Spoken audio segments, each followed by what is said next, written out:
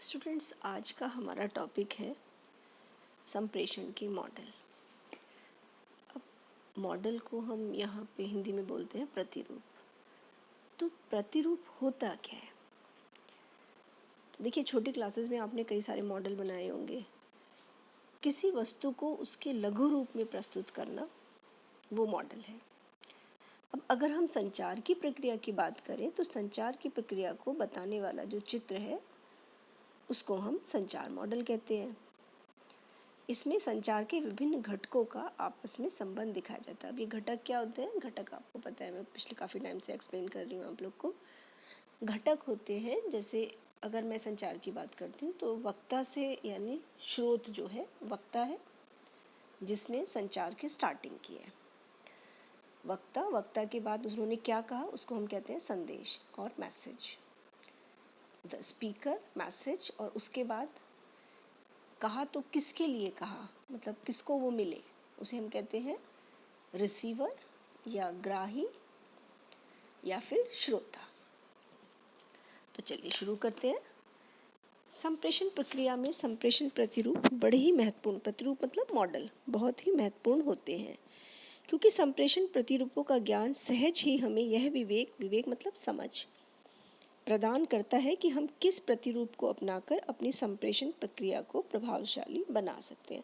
आपके सामने बहुत सारे मॉडल होंगे, उन सब मॉडल में से कौन सा मॉडल आपके लिए सुटेबल है जिससे कि आपकी जो संप्रेषण की प्रक्रिया है वो इफ़ेक्टिव हो, प्रभावशाली बने, ये आपको उसमें से चुनना होता है। वस्तुतः प्रतिरूप काम करने वाली वह बौद्धिक रचना है, बौद्धि मतलब बुद्धि से रिलेटेड, जिसके द्वारा प्राकृतिक स्थितियों का प्रतिनिधित्व किया जा सके। ये स्थितियां वास्तविक या परिकल्पनात्मक हो सकती हैं। जैसे मैंने आपको खबर मिली कि आपका जो फर्स्ट ईयर का एग्ज़ाम है, आपको पता है आपका फर्स्ट और सेकंड सेमेस्टर दोनों सेमेस्टर के एग्ज़ाम होने हैं। तो आपको कहीं से पता चला कि आपके एग्ज़ाम जून में होंगे। तो अब अगर ये सच है तो ये प्राकृतिक स्थिति हो गई, या हो सकता है ये किसी ने ऐसे ही अफवाह फैला दी हो, तो वो एक परिकल्पनात्मक स्थिति कहलाती है। इस प्रकार प्रतिरूप उस आदर्श का रूप है जिसे प्राप्त करना है अथवा उस नमूने को जिसे प्राप्त करना चाहिए। संप्रेषण के विभिन्न प्रतिरूपों मॉडलों पर बात करने से पूर्व यहाँ मॉडल के अर्थ, संदर्भ, उनके कार्यों एवं महत्व को जानना आवश्यक है। आज का ये वीडियो हम थोड़ा सा लंबा करेंगे क्योंकि मैं चाहूँगी कि आज हमारा ये टॉपिक खत्म हो जाए। मॉडल शब्द अंग्रेजी भाषा का है जिसका आशय है किसी तथ्य, विचार या सिद्धांत को स्पष्ट करने या समझाने की प्रक्रिया। तथ्य मतलब सच बात, जैसे सूरज पूर्व दिशा में निकलता है, एक तथ्य है। विचार तो देखिए थॉट्स हैं, दिन भर आपके दिमाग में आते ही रहते हैं। मॉडल कार्य को क्रियान्वित करने की बौद्धिक प्रक्रिया है। कोई भी कार्य हो उसको किस तरह से किया जाता है, उस बौद्धिक प्रक्रिया को हम मॉडल कहते हैं। हिंदी में मॉडल के लिए प्रतिमान और प्रतिरूप या प्रारूप शब्द प्रयुक्त किए जाते हैं। इनमें से किसी को भी आप यूज़ कर सकते हैं। इन तीनों शब्दों से सामान्यतः अर्थ लिया जाता है किसी प्रक्रिया के प्रमुख तत्वों को उनके आपसी संबंधों के साथ प्रदर्शित किया जाना। प्रतिरूप एक तरह से प्रयोगात्मक विवरण होता है जिसमें सामाजिक प्रणाली, प्रक्रिया की प्रकृति और उसकी गुणवत्ता को प्रस्तुत किया जाता है। संप्रेषण प्रतिरूप या मॉडल संप्रेषण की प्रक्रिया को प्रदर्शित करते हैं, मतलब संप्रेषण किस तरह से पूरा हुआ। ये इस अवधारणा पर आधारित होते हैं कि अमुक सिद्धांत से किस प्रकार संपूर्ण प्रक्रिया पूर्ण होती है। मतलब जिस भी मॉडल को, बहुत सारे मॉडल है आपके यहाँ, अरस्तू का है, लॉसवेल का है, तो अगर हम आपको अरस्तू का मॉडल पढ़ा रहे हैं तो वो अगर हम पढ़ रहे हैं तो इसका मतलब कि अरस्तू मॉडल में किस तरह से संप्रेषण की प्रक्रिया पूरी हुई और व्यक्ति या समाज पर इसका प्रभाव किस प्रकार पड़ता है। दूसरे शब्दों में संप्रेषण प्रतिरूप के अंतर्गत संप्रेषण की प्रक्रिया, स्वरूप एवं परिणाम आदि संबंधी तथ्य निहित रहते हैं। इसमें संप्रेषण के तत्वों और उन तत्वों के आपसी संबंधों को अभिव्यक्त किया जाता है। संप्रेषण प्रक्रिया में जिन मान्यताओं, परिवेश और सीमाओं में संदेश को संप्रेषित किया जाता है, वही संप्रेषण प्रतिरूप कहलाते हैं। देखिए, अलग अलग परिस्थितियां हो सकती हैं, अलग अलग मान्यताएं हो सकती हैं, अलग अलग राज्यों, अलग अलग देशों की, अलग अलग जगह की कुछ सीमाएं हैं, है ना, कुछ लिमिटेशंस हैं। अर्थात किसी विशिष्ट सामाजिक सांस्कृतिक वातावरण में किया गया संप्रेषण ही संप्रेषण प्रतिरूप है। संप्रेषण प्रतिरूप का कार्य मुख्य रूप से व्याख्या करना होता है,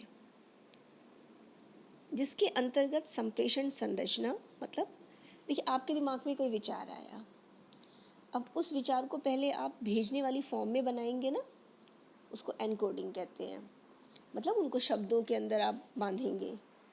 फिर आप कोई माध्यम ढूंढेंगे, अगर आपको किसी दोस्त को या घर में किसी और रिश्तेदार वगैरह को वो मैसेज देना है तो यहाँ इन्होंने कहा आपसे संप्रेषण प्रतिरूप का कार्य मुख्य रूप से व्याख्या करना होता है, जिसके अंतर्गत संप्रेषण संरचना और संप्रेषण की संरचना, उसके घटक और आंतरिक संगति का प्रकटीकरण आदि होता है। तो उसके अंदर कौन कौन सी संरचना है, आंतरिक संगति कैसी है।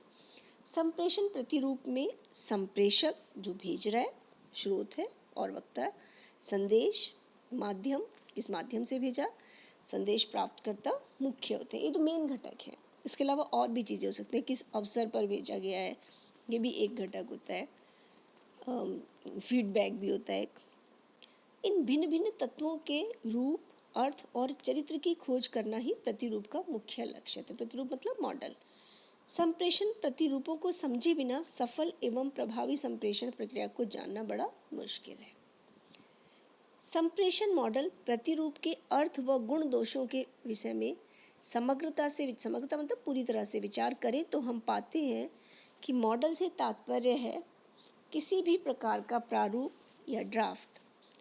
मॉडल में स्थायित्व होता है, चेंज नहीं ना होता, एक बार जो बना दिया वो हो गया।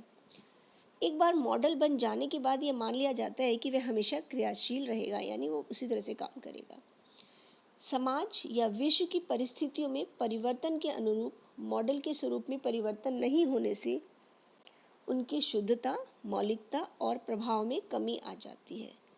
परंतु इसी तथ्य के चलते पुराने मॉडलों या प्रतिरूपों में किंचित संशोधन के साथ, संशोधन मतलब बदलाव के साथ, अनेक नवीन प्रतिरूपों का प्रतिपादन, मतलब उनको नए मॉडल्स को बनाया जाता है। संक्षेप में प्रारूप निर्माणकर्ता को सामान्यतः उपर्युक्त बात का पता रहता है, फिर भी ये इन कमियों को दूर करने का प्रयास नहीं करते हैं, जिसके कारण समय के साथ कमियां और अधिक प्रकट होती हैं। प्रारूप के उपयोग में शुद्धता लाने के लिए वस्तुनिष्ठता का होना आवश्यक होता है। मानवीय दृष्टिकोणों के आधार पर वस्तुनिष्ठता प्रभावित होती है। देखिए, मानवीय दृष्टिकोण मतलब अब कोई भी अगर बात होती है तो से कहीं कोई घटना हुई, उसको 4 लोग देख रहे हैं, तो हर घटना एक ही है, लेकिन उसको देखने का नज़रिया सबका अलग अलग होगा। अब जिस नज़रिए से जिसने उस घटना को देखा, आगे वो संप्रेषण में अपना उस नज़रिए को ही दिखाएगा ना। मतलब घटना क्यों हुई वो सब अपने अपने ढंग से निकालेंगे। तो उसने कहा मानवीय दृष्टिकोण बोला है। उपर्युक्त कतिपय दोषों के होते हुए भी संप्रेषण प्रतिरूपों का संप्रेषण प्रक्रिया की सफलता के लिए महत्व निर्विवाद है, मतलब उसमें कोई विवाद नहीं है, क्योंकि संप्रेषण प्रतिरूप संप्रेषण प्रक्रिया को बहुत हद तक सरल बना देते हैं। साथ ही ये संप्रेषण प्रक्रिया की सभी क्रियाविधि एवं जटिलता को अपने में समाहित किए रखती हैं। देखिए, संप्रेषण हम सभी रोज करते हैं। अभी आपने देखा होगा मोदी जी ने कोविड-19 के लिए बोला था सब लोग घर पे रहें, आपके घर में बना हुआ मास्क पहने। तो यहाँ पे आपने देखा अवसर क्या था? अवसर था कि देश के अंदर एक वायरस है, जिस वायरस की वजह से पेंडेमिक मतलब महामारी फैली हुई है। उस महामारी से वो चाहते थे कि उनका देश अच्छे से बचे, हमें कम से कम हमारे यहाँ जान माल की हानि हो। तो अब जब हम मॉडल पढ़ेंगे तो कुछ मॉडल में ये अवसर को भी एक घटक माना गया है। एक अलग अलग तरह के मॉडल होंगे, जैसे अब इस वाले मॉडल अगर मैं बात करूं, उस दिन मोदी जी ने जब देश को संबोधित किया था, तो यहाँ पे वक्ता ने संदेश दिया, श्रोता हम सब हो गए देश के लोग। लेकिन अगर आप देखें तो आप यहाँ पे फीडबैक नहीं दे सकते, है ना? क्यों? क्योंकि यहाँ पे माध्यम क्या है? टेलीविज़न। अब टीवी से जब कहा जाए तो टीवी तो वन वे हो गया ना। मोदी जी ने अपनी बात कही, लेकिन अगर किसी और को कुछ बोलना था तो वो तो नहीं कह सकते ना। तो इस तरह से अलग अलग परिस्थितियों को, अलग अलग घटकों को लेके अलग अलग मॉडल बने। तो उनके बारे में अब हम अध्ययन करेंगे। संप्रेषण प्रतिरूप के कार्य संप्रेषण प्रक्रिया की प्रत्येक क्रियाविधि को भौतिक रूप से आंखों से हम देख नहीं सकते, परंतु समझ सकते हैं। समझने समझाने की प्रक्रिया में प्रतिरूप मदद करता है। प्रतिरूप मतलब मॉडल, और साथ ही यह सिद्धांत रचना में भी मददगार होता है। श्रीकांत सिंह ने ड्यूस के हवाले से संप्रेषण प्रतिरूप के 4 प्रमुख कार्य माने हैं। ये आपके क्वेश्चन आ सकता है। संप्रेषण मॉडल के 4 के कुछ कार्य लिखिए। पहला, संगठित करना। संगठित मतलब इकट्ठा करना।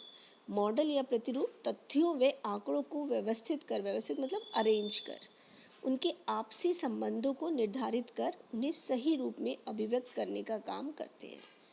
सेकेंड पॉइंट, स्वतः शोध संबंधी कार्य। स्वतः माने अपने आप। प्रतिरूप में कार्य कारण की ऐसी पद्धति होती है जिसके द्वारा नवीन माने नए न्यू तथ्यों का शोध करने में मदद मिलती है। रिसर्च, शोध क्या मतलब? रिसर्च। थर्ड पॉइंट है अनुमान योग्य बनाना। प्रतिरूप में भविष्य की संभावनाओं की परिस्थितियों का अनुमानित किया जाता है। मतलब भविष्य में क्या क्या किस तरह से काम हो सकता है। मापन संबंधी कार्य। प्रतिरूप में विषय के स्तर के अनुरूप मापन में भी मदद मिलती है। इसके मुख्यतः 2 आधार हैं। गुणवत्तापरक मापन मतलब नापना कि गुणवत्तापरक, एंड दूसरा है संख्यात्मक प्रस्तुतिकरण। गुणवत्ता कैसी है मतलब क्वालिटी कैसी है, और संख्या मतलब कितने हैं नंबर में। अब संप्रेषण प्रतिरूपों मॉडलों का महत्व, इसके पर भी क्वेश्चन आता है आपके यहाँ पे। संप्रेषण प्रतिरूपों में मुख्य रूप से 3 तत्व होते हैं। ये बेसिक है, मतलब संप्रेषक जो बोल रहे हैं, जो दे रहे हैं संदेश, और फिर संदेश क्या संदेश दिया जा रहा है, और संदेश प्राप्त करने वाला। संप्रेषण प्रतिरूपों में इनके विभिन्न रूपों, चरित्रों और अर्थ की खोजबीन इन प्रतिरूपों का लक्ष्य होता है। लक्ष्य मतलब बेसिकली करना क्या है, क्यों ये कर रहे हैं। संप्रेषण प्रतिरूपों के माध्यम से संदेश संरचना, संदेश के केंद्र में निहित संघटकों की आंतरिक संगति प्रकट होती है। साथ ही इन तत्वों में सक्रिय संबंधों का भी ज्ञान मिलता है। संप्रेषण प्रक्रिया को समझने के लिए इन संप्रेषण प्रतिरूपों का ज्ञान होना अति आवश्यक है, क्योंकि इन प्रतिरूपों की समझ के अभाव में संप्रेषण की प्रक्रिया को समझना बहुत मुश्किल है। अब देखते हैं संप्रेषण के प्रतिरूप या मॉडल। संप्रेषण प्रतिरूप मुख्यतः संप्रेषण प्रक्रिया का प्रस्तुतिकरण है। प्रस्तुतिकरण मतलब शो करना, दिखाना। संप्रेषण प्रक्रिया परिस्थितियों, उद्देश्यों और श्रोता की आवश्यकता अनुसार परिवर्तित होती रहती है। जैसे अगर हम बात करें कि सेकेंड वर्ल्ड वॉर हुआ था, ठीक है, तो वहाँ पे जो भी आर्मी के हेड होंगे, है ना, जो भी उसका नेतृत्व कर रहे होंगे अपनी आर्मी का, वो इस तरह के संप्रेषण करेंगे कि उनके जो लोग हैं वो सब में करेज रहे, है ना, वो अपने सामने वाले दुश्मन का अच्छे से सामना कर पाए, डरे नहीं, ठीक है ना, डटे रहें। तो अलग अलग परिस्थितियाँ होती हैं, उद्देश्य अलग होता है, उसके हिसाब से संप्रेषण किया जाता है। अतः संप्रेषण प्रतिरूपों की संख्या और उनके वर्गीकरण के रूप भी अनेक हैं। आपको वैसे 11 संप्रेषण मॉडल पढ़ने हैं, आपके यहाँ पे 11 हैं। संप्रेषण प्रतिरूपों पर समाज की सामाजिक सांस्कृतिक परिस्थितियों सहित विभिन्न विद्वानों के कार्यक्षेत्र का प्रभाव स्पष्ट दिखता है। सामाजिक सांस्कृतिक रूप से साम्यवादी प्रतिरूप, उदारवादी मॉडल, इस्लामिक मॉडल, ईसाई मॉडल एवं वैदिक मॉडल आदि प्रमुख हैं। देखिए, साम्यवादी प्रतिरूप में क्या होता है कि हम समाज को 2 वर्गों में बांट लेते हैं। हम एक वर्ग मानते हैं जो बहुत अमीर है, जो शोषण करने वाला है, और दूसरा मानते हैं जो गरीब है, बहुत मतलब जिनका शोषण हो रहा है, एक तरह से शोषित। तो साम्यवादी प्रतिरूप समाज में शोषक एंड शोषित के विचार पर आधारित है। इसमें शोषकों के प्रति घृणा और शोषितों के प्रति करुणा का भाव दिखता है। तो यहाँ जो भी संप्रेषण किया गया, जो भी कम्युनिकेशन किया गया, उसमें देखने को मिला कि जो भी रिच लोग थे, जो अच्छे थे एक तरह से फाइनेंशियली, उनके लिए घृणा दिखाई गई है, और जो शोषित थे, गरीब थे, उनके लिए एक दया का भाव रखा है। इसके कारण ही यह प्रतिरूप परंपरागत रूप से जीवन यापन करने पर बल देता है, और साथ ही वैश्विक घटनाओं, वैश्विक मतलब विश्व में, वर्ल्ड में जो घटनाएं होती हैं, घटनाओं से जन सामान्य को दूर रखने का प्रयास करता है। यह प्रतिरूप अपनी संकीर्णता मतलब नैरोनेस,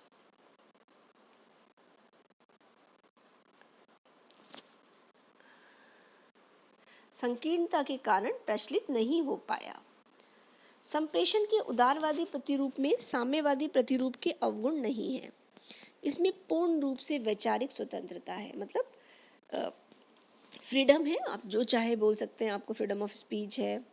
यहाँ तक कि सरकार के विरुद्ध भी विचाराभिव्यक्ति की जा सकती है, अपने विचारों की अभिव्यक्ति की जा सकती है। इस प्रतिरूप में, मतलब मॉडल में, दैनिक जीवन की आवश्यकताओं और कठिनाइयों को समझने, शिक्षा एवं स्वास्थ्य के विकास जैसे मुद्दों की प्रधानता दिखाई देती है।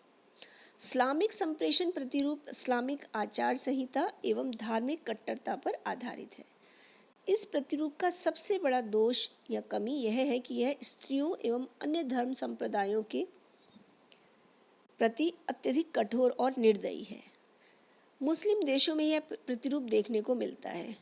वैदिक संप्रेषण प्रतिरूप गुरु शिष्य की शिक्षा पद्धति यानी मौखिक संप्रेषण पर आधारित है, जो हमारे यहाँ शुरू से चली आती है ना। गुरु थे, गुरु ज्ञान देते थे, और जो शिष्य थे वो उनका सुनते रहते थे। तो वहाँ संप्रेषण क्या होता था, एक वक्ता होता था, और वो जो पढ़ा रहे हैं वो संदेश हो गया, और सामने जो बैठे उनके शिष्य हैं वो हो गए श्रोता। परंतु कुछ यह मौखिक संप्रेषण पर आधारित है। यह संप्रेषण प्रतिरूप भारतीय संस्कृति एवं मूल्यों पर आधारित है, परंतु कुछ तो अंग्रेजी शासन एवं विद्वानों ने, और बहुत कुछ अंग्रेजी रंगत में रंगे भारतीय विद्वानों ने इस संप्रेषण प्रतिरूप की अनदेखी की, मतलब नजरअंदाज किया, उसको इग्नोर किया। इसलिए यहाँ पर एक प्रमुख उल्लेखनीय तथ्य यह भी देखने में आता है कि संप्रेषण प्रक्रिया और उसके अध्ययन मनन पर पाश्चात्य मतलब पश्चिमी मतलब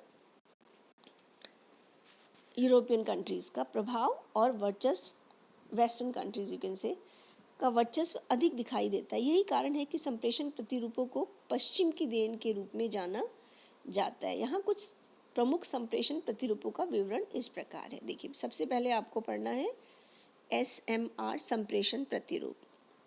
सबसे सरल है ये वाला, एक बेसिक, हाँ, जिसमें आपको एक सेंडर, संप्रेषक, मैसेज और रिसीवर, इन तीन के बीच का संबंध दिखाया है।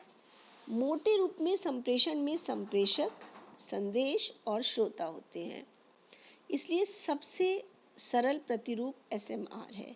SMR एक सरल रेखीय मतलब इसमें एक सीधी लाइन आप देखेंगे बनेगा ना, सेंडर, मैसेज एंड रिसीवर के बीच एक स्ट्रेट लाइन है। एक सरल रेखीय संप्रेषण प्रतिरूप है जिसमें संदेश, संप्रेषित करने वाला, संप्रेषक, संदेश और संदेश प्राप्त करने वाला यानी प्राप्तकर्ता प्रधान रूप से तीन तत्व होते हैं। संदेश भेजने वाले व्यक्ति को संचारक या कम्युनिकेटर और सेंडर कहा जाता है।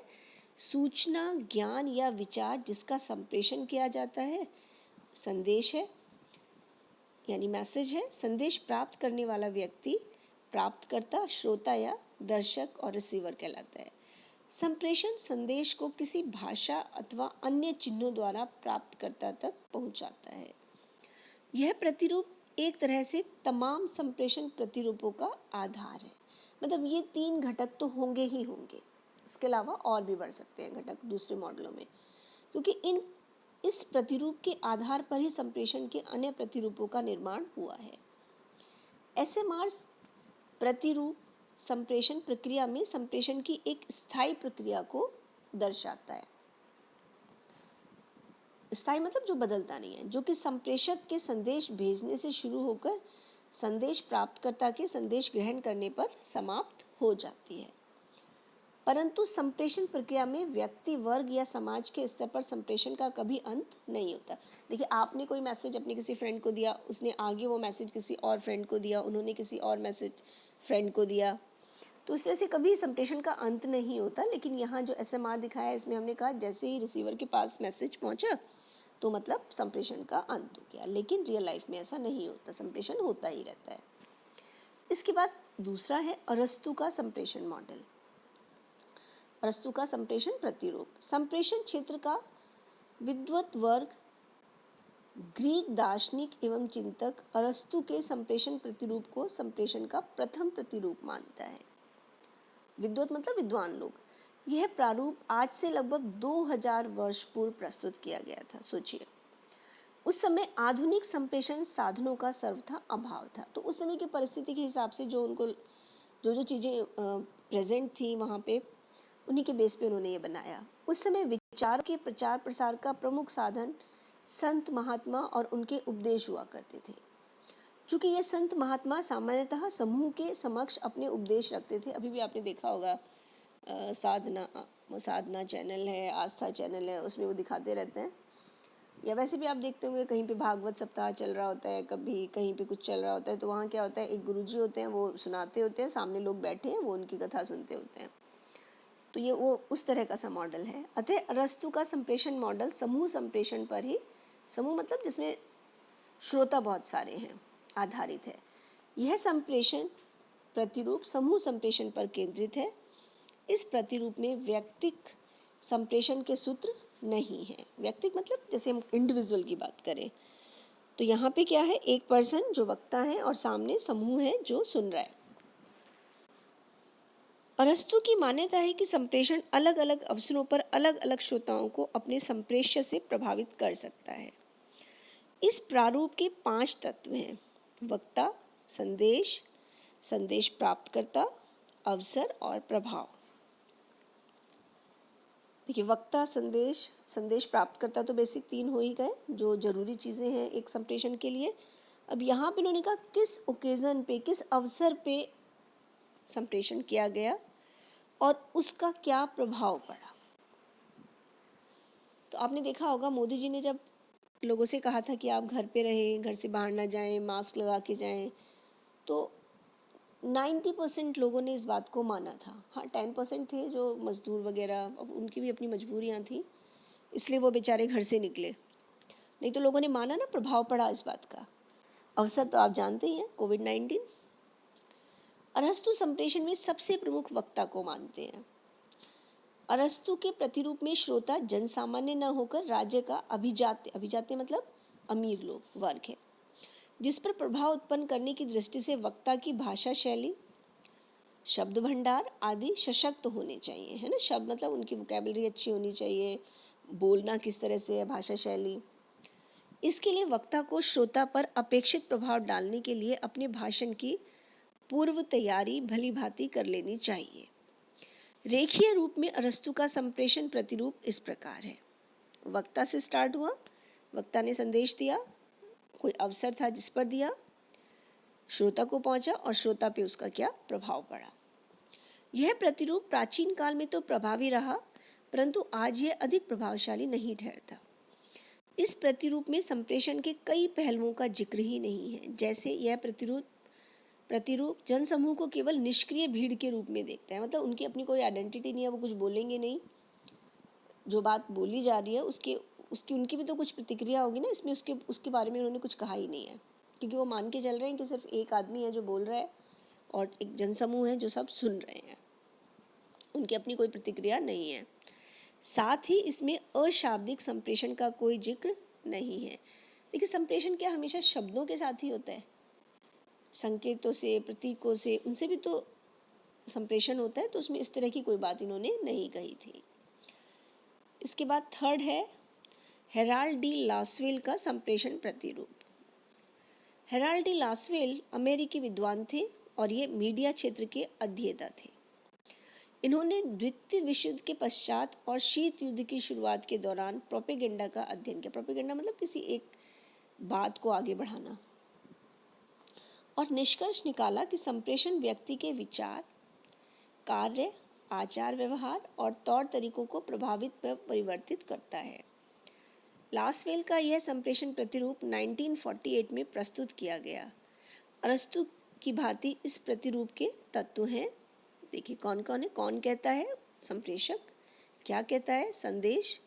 किस माध्यम से कहता है? माध्यम। किसको कहता है? संदेश ग्रहीता या संदेश प्राप्तकर्ता। इसका प्रभाव क्या है? देखिए कई बार आपने देखा होगा कोई एक अफवाह फैलती है और उस अफवाह के रहते बीच में आपने देखा होगा इधर बिहार में, यूपी में काफ़ी हुआ था कि मॉब लिंचिंग हो जाती थी। वो एक अफवाह है ना, तो किसी ने एक तरह से वो संप्रेषण ही हुआ। किसी ने गलत बात बोली, लोगों के ऊपर उसका क्या प्रभाव पड़ा कि वो जो भी उनके यहाँ आते थे उनकी वो मॉब लिंचिंग कर देते थे। कारण कोई भी रहा हो, तो इसलिए उसका प्रभाव यहाँ पे आप इस तरह से समझें। लॉसवेल के संप्रेषण प्रतिरूप का संप्रेषण प्रक्रिया के क्षेत्र में बड़ा महत्व है, क्योंकि इस प्रतिरूप में प्रत्येक स्तर पर शोध एवं विवेचन विश्लेषण किया जा सकता है। जैसे एनकोडर मतलब संप्रेषक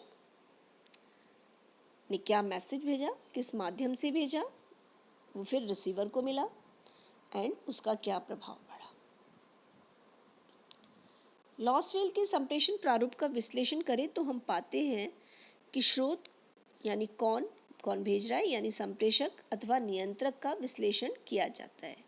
इसके बाद क्या कहता है, संदेश का विवेचन विश्लेषण किया जाता है कि यह पता चल सके कि संदेश की विषय वस्तु क्या है, कंटेंट क्या है, किस माध्यम यानी किस तरह से उन्होंने रेडियो के, टेलीविज़न के या मौखिक रूप से किस तरह से किया, रैली की उन्होंने कोई, के अंतर्गत माध्यम के विषय में यह शोध किया जा सकता है कि कितने विस्तृत क्षेत्र तक संदेश का प्रचार प्रसार किया जा सकता है। किससे श्रोता का विश्लेषण कर यह खोज की जाती है कि श्रोता की समझ, व्यवहार, आवश्यकता, आकार एवं प्रवृत्ति आदि क्या क्या है।